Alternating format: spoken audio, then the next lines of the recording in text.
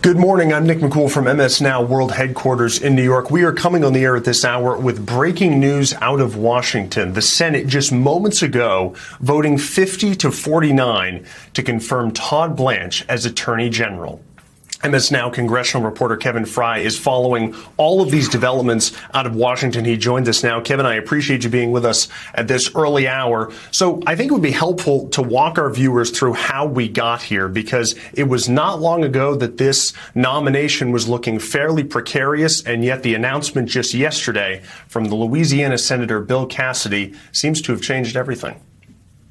Yeah, I mean, look, so the vote fell as we expected it would early in the hours of this morning, which was 50-49, favor largely along party lines, with the exception of two Republicans voting against, that being Senator Susan Collins and Senator Lisa Murkowski. Those are two not infrequent shall we say, butters of the president's agenda on Capitol Hill. There was, of course, also one other senator missing, and that being Senator Mitch McConnell, which was part of the math problem that made it so precarious as to whether or not this nomination would actually get through.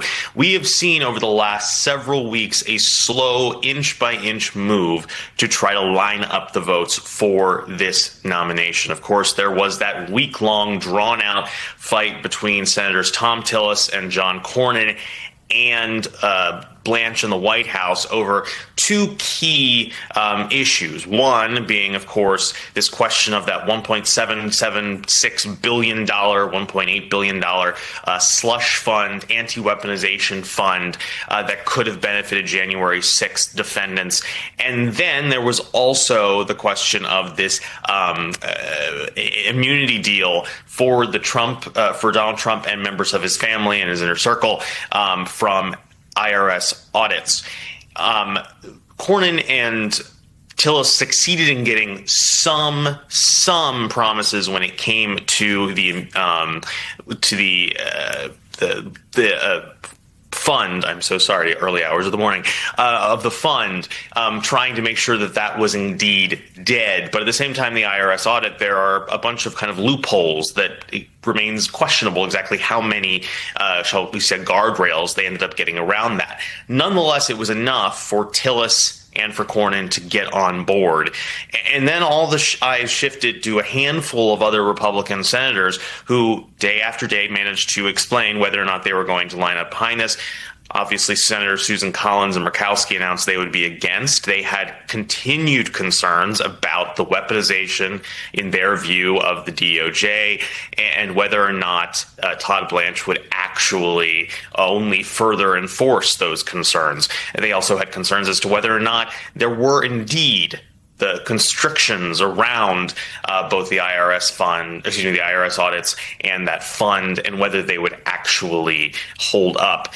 At the same time, Senator Cassidy, and this was kind of the last dramatic linchpin, on Friday morning announced from the Senate floor that he would indeed be voting for Blanche. And in some ways, it was almost a speech saying this is the best of the worst options that could come, where he essentially said that by empowering Blanche, by saying yes to Blanche, he would have the ability in some sense to push back on the president as a fully confirmed member of the cabinet, as opposed to someone operating as an acting AG. He had faced also a rather intense lobbying effort from the White House and from the DOJ, and got there and voted yes. And now this nomination has advanced, and Todd Blanche will be the next Attorney General officially. You can drop the acting. And in a memorable moment there at the very end of that speech, Senator Cassidy even appearing to grow emotional at times, reassuring his constituents at the very least that he had done his due diligence in reaching the conclusion that he would vote to confirm the new Attorney General of the United States, Todd Blanche. I do want to note, Kevin, here, we are already seeing reaction after this vote, which has just come down in the last hour or so, including from Chuck Schumer. What is he saying right now? Yes, so let me pull up that statement. Basically, he is, and this is perhaps not to be that much of a surprise, Schumer is saying that Senate Republicans have, in his word, quote, handed Trump an excuse on a silver platter to keep up his pervasive, breathtaking corruption. And this goes back to this ongoing concern that Democrats had, that basically because of Blanche's own personal history serving as Trump's defense attorney over the last several years during his various indictments in the intervening years between his first and second terms, that Blanche will essentially just do the bidding of the president. And they point to this settlement agreement that Trump reached with the DOJ around the IRS when it came to that audit and the setup of this fund as examples A and B of a corrupt Department of Justice.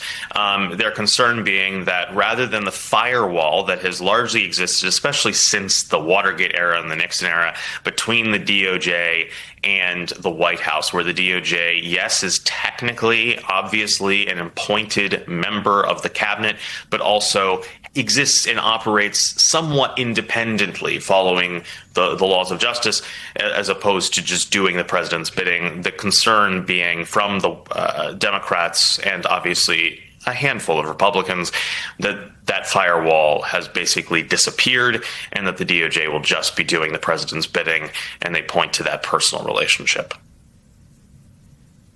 And I know you and all of our colleagues will continue to track that from Capitol Hill. While I have you, Kevin, I do want to mention in the overnight hours, the Senate also voting essentially to confirm this piece of legislation that would fund the government past the midterms. That bill now headed to the House. What more can you tell us there just very quickly?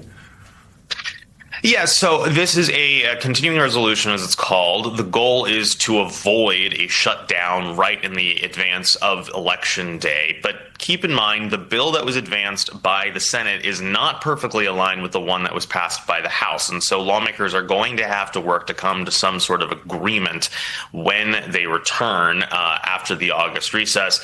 But this is the chance that the Senate Republicans and Democrats have, and this passed overwhelmingly in a bipartisan fashion, to basically set a mile marker on their part. Part of the concern coming out of the House bill was that it doesn't address, in their view, some of the White House's demands. So this updated bill is now going to be the one that the two chambers are going to have to negotiate to try to figure out if they can avoid a shutdown.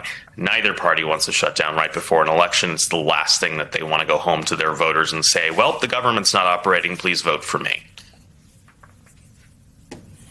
MS Now congressional reporter Kevin Fry, thank you so much once again for taking the time early this morning to walk us through all of this. We appreciate it. That is the breaking news at this hour. We will have much more on this later this morning on the weekend, starting at 7 a.m. Eastern. I'm Nick McCool at MS Now World Headquarters in New York.